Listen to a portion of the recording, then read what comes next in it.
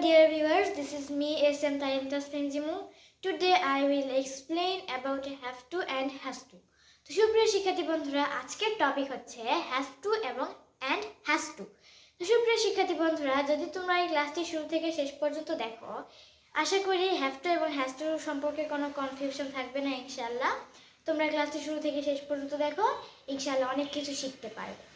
সুপ্রিয় শিক্ষার্থী বন্ধুরা, have to এবং has to এর মিনিং হচ্ছে তে হয় অথবা তে হবে। বাংলা কোনো সেন্টেন্সে যদি তে হয় অথবা তে হবে এই দুইটি কথা উল্লেখ থাকে, তাহলে সেখানে তোমরা have to অথবা has to ব্যবহার করবে। সুপ্রিয় শিক্ষার্থী বন্ধুরা, চলো আমরা জেনে আসি have to এবং has to কার ক্ষেত্রে বসবে। have to বসবে সাবজেক্ট যদি আই, ইউ, উই, দে অথবা প্লুরাল নাম্বার হয়, সেই ক্ষেত্রে বসবে have to। যেমন দেখো, আমাকে কাজটি করতে হবে, I have to do the work. আমাকে পানি পান করতে হবে, I have to drink water. আমাকে বইটি পড়তে হবে, I have to read the book. আমাকে ইংরেজি শিখতে হবে, I have to learn English. তোমাকে পানি পান করতে হবে, you have to drink water. তোমাকে বইটি পড়তে হবে, you have to read the book. তোমাকে কাজটি করতে হবে, you have to do the work.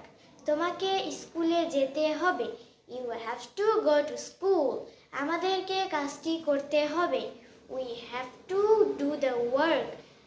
আমাদেরকে স্কুলে যেতে হবে, we have to go to school. আমাদের রান্না করতে হবে, উই হ্যাভ টু কুক। আমাদের ইংরেজি শিখতে হবে, we have to learn English. তাদের পানি পান করতে হবে, they have to drink water. তাদের স্কুলে যেতে হবে, they have to go to school. তাদেরকে কাজটি করতে হবে, they have to do the work. তাদেরকে পানি পান করতে হবে, they have to drink water. সুপ্রিয় শিক্ষার্থী বন্ধুরা, এবার আমরা হ্যাজ টু সম্পর্কে আলোচনা করব। হ্যাজ টু বসে সাবজেক্ট যদি হি, সি, নেম, ইট অথবা থার্ড পারসন সিঙ্গুলার নাম্বার হয়, সেই ক্ষেত্রে হ্যাজ টু বসে। তো সুপ্রিয় শিক্ষার্থী বন্ধুরা, চলো আমরা কিছু সেন্টেন্স গঠন করার চেষ্টা করি। He has to drink water. তাকে পানি পান করতে হবে। He has to do the work. তাকে কাজটি করতে হবে। He has to go to school. তাকে স্কুলে যেতে হবে। He has to cook. তাকে রান্না করতে হবে। He has to learn English. তাকে ইংরেজি শিখতে হবে। তো সুপ্রিয় শিক্ষার্থী বন্ধুরা, এবার আমরা শি দিয়ে সেন্টেন্স গঠন করা শিখব। He has to do the work. তাকে কাজটি করতে হবে। She has to cook rice. তাকে ভাত রান্না করতে হবে। She has to open the door. তাকে দরজাটি খুলতে হবে।